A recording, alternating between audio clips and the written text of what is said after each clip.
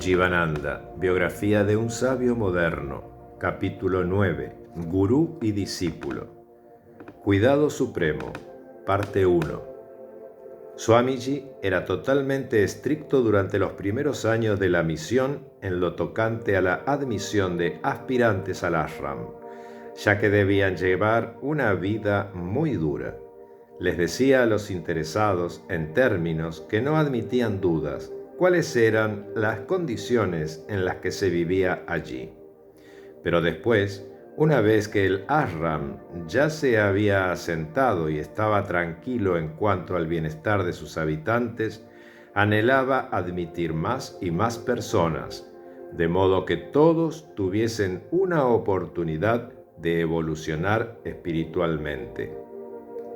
Swamiji trabajó incesantemente de manera que los estudiantes que se habían puesto bajo su protección no tuviesen que enfrentar las mismas dificultades que él había tenido durante los primeros tiempos de su vida en Rishikesh.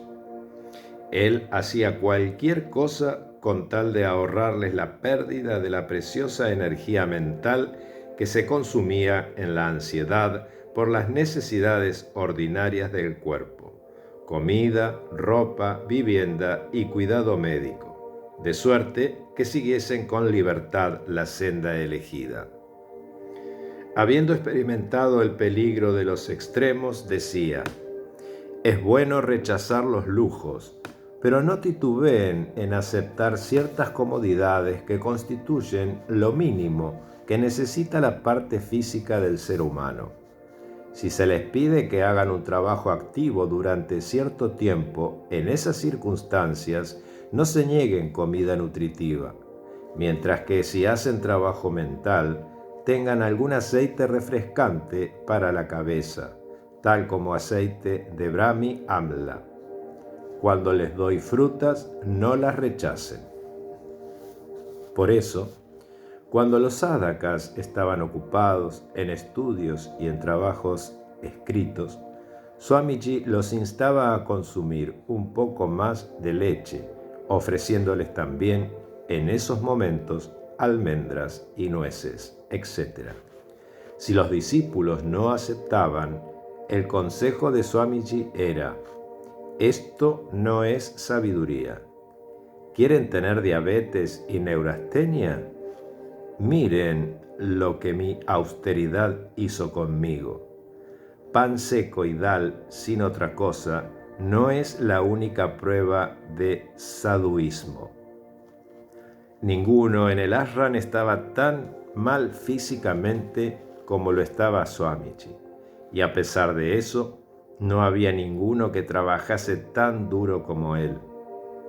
En el mismo instante en que encontraba que algún aspirante no se encontraba bien, aunque fuese solo un dolor de cabeza suave, decía: por favor, ve y descansa. Mandaba un médico y otra media docena de personas para que lo atendiesen.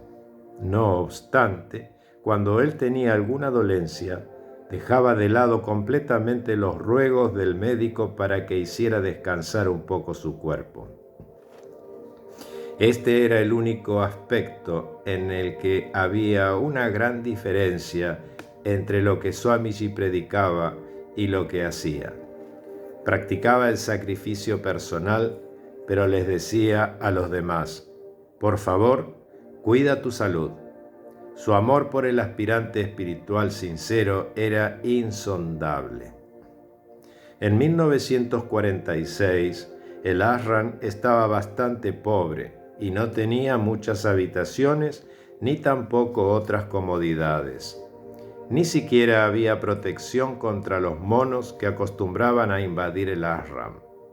Había una pieza muy pequeña, que era llamada la oficina, con un par de puertas destartaladas, y al lado había otra habitación también muy pequeña, que tenía un techo bajo y una entrada también baja.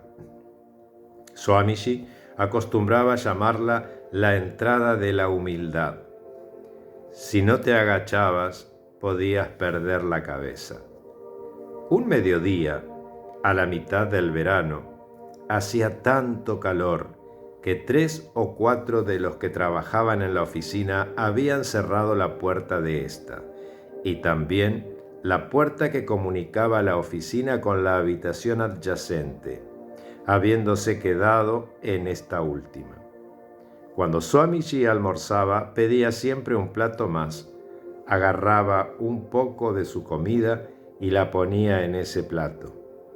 Después de almorzar y sin descansar, agarraba ese plato, cubría su calva cabeza con una delgada tela e iba de pieza en pieza dándole a cada uno de sus discípulos algo de esa comida. En esos días, esto era algo extraordinario, ya que muchos de los swamis no permitían a sus discípulos ni a nadie más que viesen ni siquiera qué era lo que comían. Swamiji les aconsejaba maternalmente: por favor, no salgan, afuera hace mucho calor. En este día en especial, acerca de la 1 de la tarde y bajo un sol abrasador, Swamiji fue hasta la oficina con el plato en la mano.